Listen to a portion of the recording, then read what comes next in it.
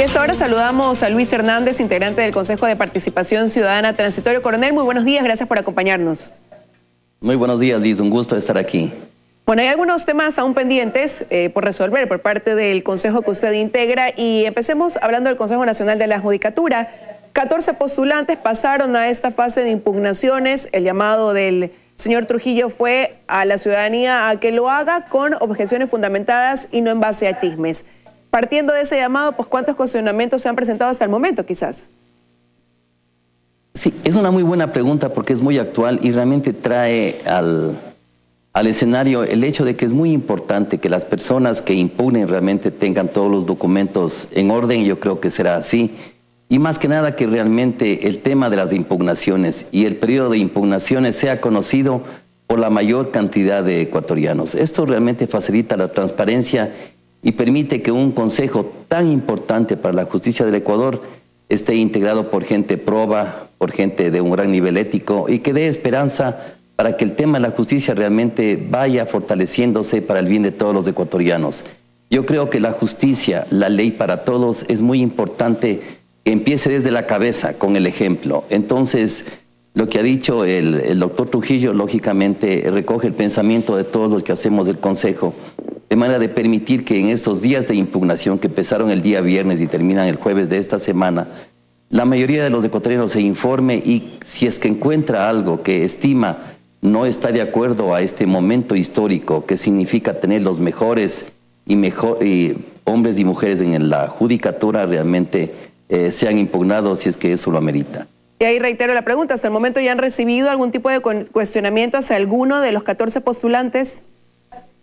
Sí, estábamos en Guayaquil, el día viernes fue aquí feriado, sin embargo, en las organizaciones de las provincias ya están abiertas el recibo de las impugnaciones. No conozco todavía, yo el día de hoy estaré en el Consejo y seguramente ya tendremos una idea de cuántas personas han presentado impugnaciones, pero tenemos hasta el día jueves a las 12 de la noche, entonces para el día viernes ya tendremos realmente la cantidad de impugnaciones. Y luego de eso la comisión técnica hará una evaluación, verificará que cumplan con los requisitos y para la próxima semana también ya tendremos un informe de parte de la comisión técnica y en base a eso se abre un proceso se comunica a los que han sido impugnados, ellos pedirán la revisión y luego ya se procederá obviamente a la selección de los candidatos definitivos que esperamos sea para finales del mes de enero.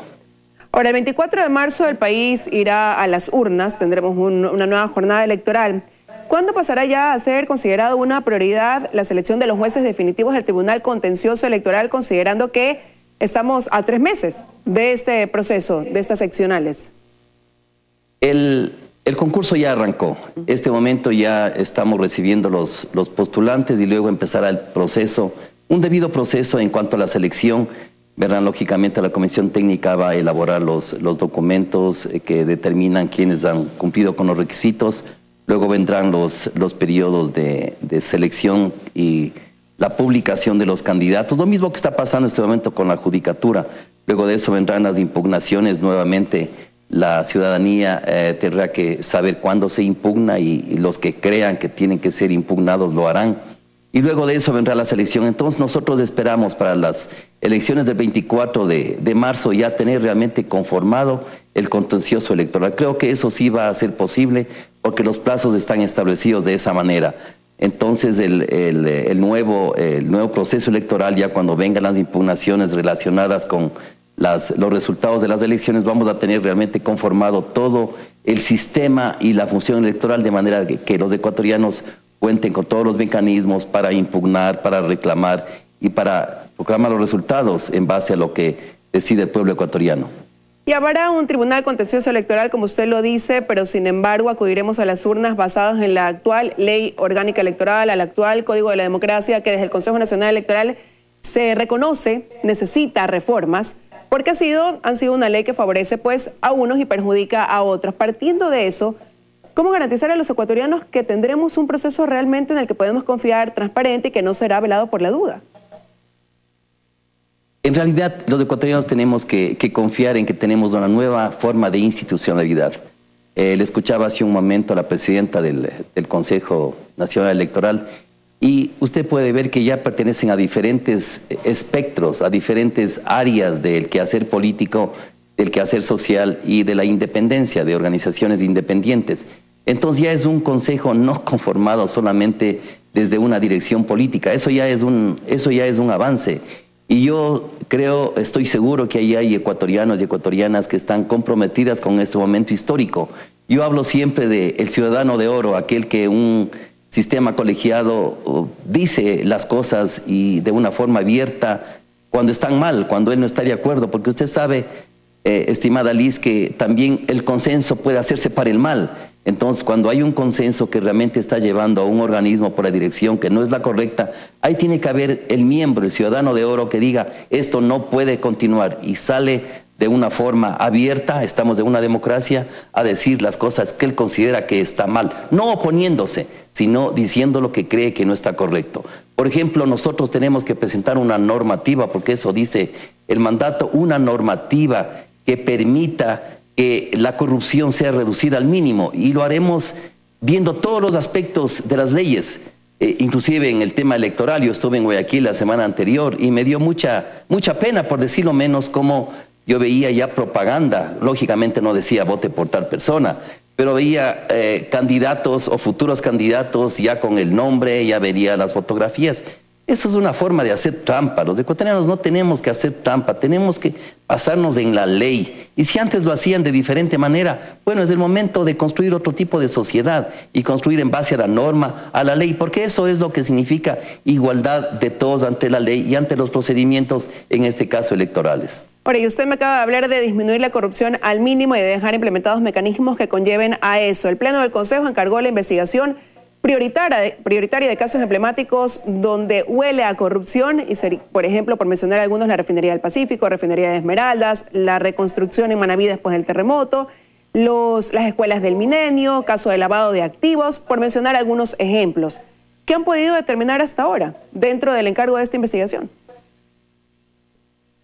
En realidad nosotros ya estamos trabajando en eso. Esta semana ya tendremos una parte de los informes. Vamos a tener los informes sobre el tema de la Refinería del Pacífico, la reconstrucción de Manaví, las escuelas del Milenio y el lavado de activos en Petroecuador. Luego, después de 2 semanas, vamos a tener en cambio ya los informes en lo que se refiere a la Refinería de Esmeraldas, lo que se refiere a Mandariacu, Toache, Pilatón, y también los lavados de activos en la parte de deuda pública. Entonces estamos trabajando eso. Creo que este momento, por ejemplo, lo que nosotros vamos a centrarnos en estos días a través de la Comisión Calificadora es la designación de la Corte Constitucional. Es un tema sumamente importante. Yo estoy seguro que vamos a tener en las próximas semanas, en el próximo año, la mejor Corte Constitucional. Los hombres y mujeres que tenemos en ese grupo realmente es valiosísimo. Yo veo que todos están en condiciones de ser miembros.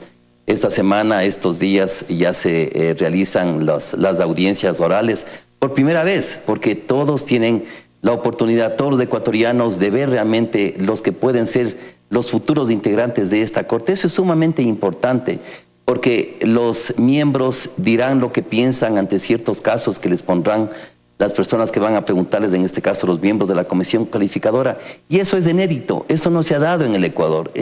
Va a haber la publicidad necesaria para que los ecuatorianos sepan con quiénes vamos a contar en la Corte Constitucional. Eso ya es un momento significativo en este momento histórico que, como dije, los ecuatorianos tenemos que apoyar, porque el hecho de que estamos cambiando una institucionalidad secuestrada por solamente un sector político pasa ahora a ser parte de toda la sociedad, y como tal verá por toda la sociedad y por los intereses de toda la sociedad. Ahora, se deben cumplir tiempos dentro de un cronograma, pero ¿hay la manera de que puedan pisar el acelerador en cuanto a la constitución de esta Corte Constitucional? Se lo pregunto porque en el caso de la denuncia contra la ex vicepresidenta María Alejandra Vicuña, si ella no hubiera renunciado y se hubiera dado paso en la Asamblea a un juicio político, lo que decían es que esto se hubiera quedado trabado, suspendido, quién sabe por cuánto tiempo, hasta que el país tuviera una Corte Constitucional, y ahí la responsabilidad directa se lo hubieran endosado al Consejo de Participación Ciudadana Transitorio por la demora en ese proceso. Sí, hemos acelerado los tiempos de la medida de lo que sea posible, pero hay tiempos que realmente no se puede controlar porque, por ejemplo, las impugnaciones, no sabemos qué cantidad habrá, y todo eso lógicamente alarga el proceso. Entonces, dentro de la medida de lo que significan los tiempos, creo que hemos tratado de lograr que se logre conformar estos organismos lo más rápidamente posible. Obviamente, en un supuesto que ventajosamente no existió de requerir de una corte para que tenga la autorización del enjuiciamiento, eso no, ventajosamente no sucedió, pero claro, hubiera sido una gran limitación que ventajosamente no tuvimos los ecuatorianos que abocarnos a esa realidad y ahora ya estamos en vías de elegir a un nuevo vicepresidente o vicepresidenta. Entonces realmente hemos acelerado los tiempos, hemos puesto el pie en el acelerador y ojalá para finales de enero ya contemos con una corte constitucional que, como dije, será inédita por su procedimiento y por las personas que la integran. Y coronel, ¿cómo avanza? En el buen sentido. Y coronel, ¿cómo avanza la elaboración del reglamento para la elección ya del fiscal titular? Estamos ya, este momento ya se dio el mandato la semana anterior, entonces este momento ya tenemos que revisar los postulantes, hay 15 días para eso, y una vez que ya tengamos los postulantes, lógicamente la comisión técnica procederá a calificar las diferentes carpetas, las hojas de vida, y luego pasaremos a todos estos procesos que son parte de las impugnaciones, el concurso de méritos y oposición, que todo eso está reglamentado en el mandato, y ojalá los primeros días de febrero, ojalá ya tengamos el nuevo fiscal, que esperamos sea parte de este momento histórico, que se integre a esta nueva institucionalidad que es tan importante para que el Ecuador realmente tenga un futuro de orden, de norma, de ética, y más que nada que la lucha contra la corrupción esté transversalizada en todos los niveles de la sociedad, no solamente en los que hacen la política, sino en todos los que ejercen la vida ciudadana. Y por hoy la Fiscalía investiga la denuncia de un ciudadano que acusa al exfiscal y al actual Contralor Subrogante de usurpación de funciones debido a que fue incorrecta la forma en que ambos fueron designados. ¿Responsabilidad del Consejo de Participación Ciudadana al haber recurrido en más de una ocasión en el encargo de funciones, coronel? Estamos en una sociedad democrática y esos son realmente mecanismos que la sociedad tiene derecho a implementarlos, a pedirlos. Y claro, deberá ser los jueces, los fiscales los que vean la norma y que realmente determinen si es correcto o no es correcto. Nosotros partimos de un mandato. Nosotros somos realmente fieles seguidores de ese mandato. Y obviamente ese mandato nos decía que nosotros tenemos que evaluar y tenemos que cesar. Y obviamente después de cesar se produce una vacante. No podemos nombrar nosotros un concurso cuando todavía estamos evaluando. Tenemos que nosotros primeramente cesar, entonces ahí se produce un escenario que es una vacancia y tenemos que nombrar encargados. Nosotros como Consejo tenemos tareas que son ya prescritas. Una tarea prescrita en la Constitución, en el mandato, fue que evaluemos y cesemos. Eso estaba prescrito. Pero lógicamente una tarea deducida es el hecho de que va a producirse una vacante. Y al producirse una vacante hacemos un encargo. Y el encargo tiene todas la autoridad para cumplir sus funciones de acuerdo a lo que dice la ley. Entonces es clarísimo. Pero ahora el problema podría radicar en el tiempo que dura ese encargo. Y eso tendrá que demostrarse. Pero ahí el problema podría radicar en el tiempo que dura ese encargo, coronel. Claro, lógicamente, claro, no hay un tiempo para el encargo, pero nosotros apenas hecho el encargo, nosotros procedimos inmediatamente ya a los concursos. Ahora hay que darse cuenta que una institución continúa funcionando. Se van los hombres, las mujeres, pero continúa funcionando. Inclusive en el mismo mandato dice que nosotros tendremos que, una vez que cesemos, tendremos que elegir las autoridades lo más rápidamente posible, y eso es lo que hemos hecho. Ahora, ¿y no le preocupa que la aplicación de ese mandato pueda conllevar, en base al resultado de esa investigación que se realiza en torno a esa denuncia, a que sea considerada nula todo lo actuado por el exfiscal y el Contralor Subrogante? No, no hay ningún temor al respecto, porque como le dije anteriormente, nosotros estamos enmarcados en un mandato y el mandato establece un proceso. Hay cosas que no están establecidas de forma prescrita, pero en cambio se deduce que después de un cese hay una vacante y tenemos que llenar ese vacío. Y eso es lo que hemos hecho. En el caso del fiscal ha sido de acuerdo a lo que dice la ley y en base a otros encargos ha sido en base a lo que establece la ley en su respectiva área de influencia, en este caso las superintendencias, etcétera, etcétera. Me quedo con esto de aquí, coronel, ya se nos acaba el tiempo para esta entrevista y quiero agradecerle su presencia esta mañana en los desayunos de 24 horas. Un gusto, buenos días.